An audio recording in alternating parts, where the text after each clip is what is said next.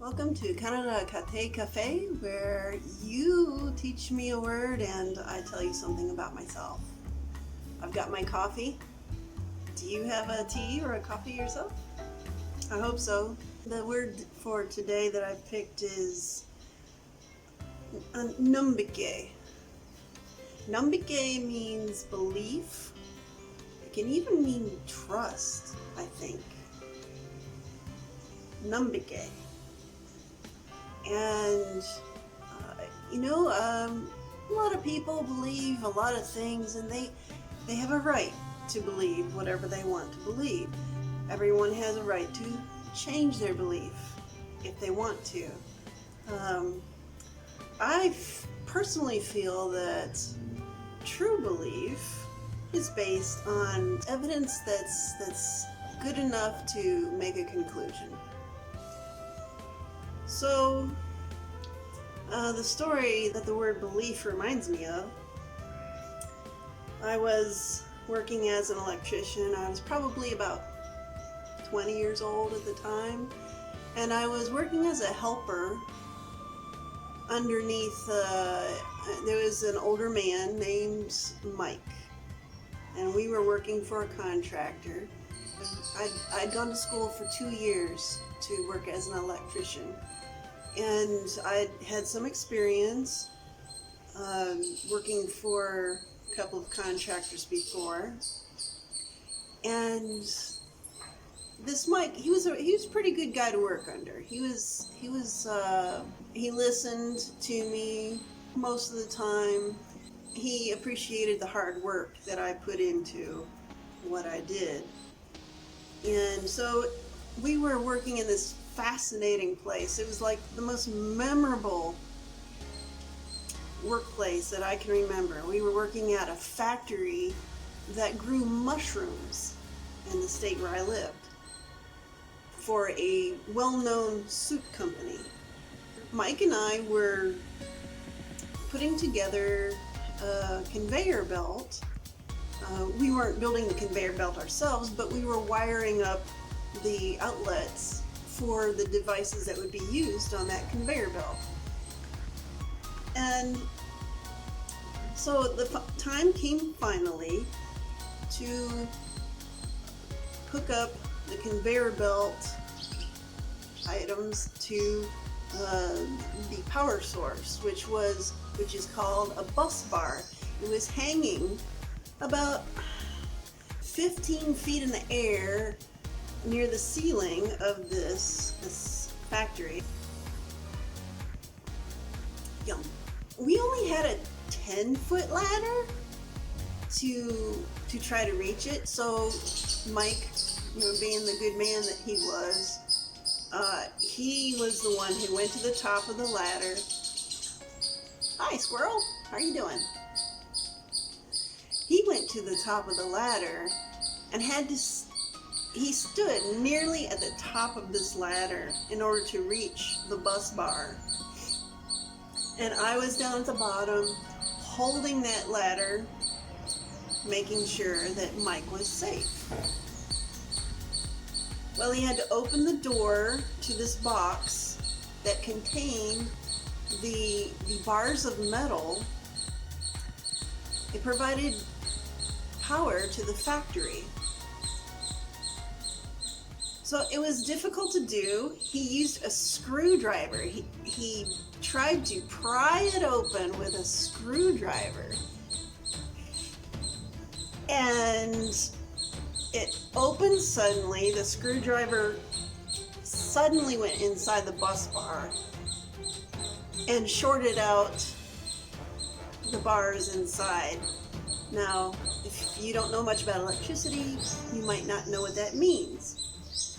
It made a big explosion. The whole factory went dark. Mike, thankfully, was not hurt, and he was still at the top of that ladder. I can't even imagine the kind of scare that he must have had, standing at the top of this 10-foot ladder and have an electrical explosion happening in his face. That would have been terrifying. Thank goodness that never happened to me exactly, but everything went dark. The workers that were in this mushroom factory started coming out to see what happened. Now the workers were very interesting because part of their job, they wore this headlight that was powered by a battery pack. So they almost looked like miners, not mushroom growers. So Mike usually had lots of numbike when it came to things that I had to say, working as an electrician. I didn't know everything, but I was learning, and I knew enough to be very useful. And he got together with engineers of the factory to confess what happened. And so the engineers were very concerned about getting this factory in progress again, and so that everybody could go back to work. So they got with Mike, they walked away all together, left me there watching what was, I don't know, I was just supposed to watch the tools, I guess. And what they did was they put another set of fuses in at the disconnect box, and these fuses happened to be 400 amps, and that's a lot. Like that's twice the amount that a normal house in America would take. 4 times the amount of an old house, what they used to install in old houses. But anyway, it's a lot of electricity. And so they flipped the switch, and this bus bar exploded in the air again. Blew out the fuses. Everyone was still in darkness. So they came out, and I had actually seen it explode and heard it, so I reported to them. Hey, the explosion happened right up at this bus bar up here. It's blowing up right there. That's the problem. These 4 engineers and Mike in this situation had no numbike. No numbike in me. So they went back to the power room, and they put another set of 400 amp fuses in. A bigger explosion happens this time. But by this time, workers, since they couldn't go on with their normal jobs, most of them, they started filing in and looking to see where these explosions are coming from. So the third time, they still didn't have numbike. They didn't believe me. They put in another set of 400 amp fuses. I don't know what those things cost, but they can't be really cheap. So the 4th time, it was like fireworks. The 4th time they blew up the fuses, this bus bar just absolutely exploded in sparks and caught on fire. And the fire stayed there until they came back and actually saw it. Now, that was enough evidence for them to finally have numbike. But it showed me men never listen to women.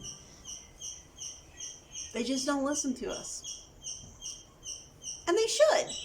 I mean, at least sometimes we know what we're talking about, right? Sometimes you should have numbike in the people in your life, especially if they haven't let you down purposely. We all make mistakes.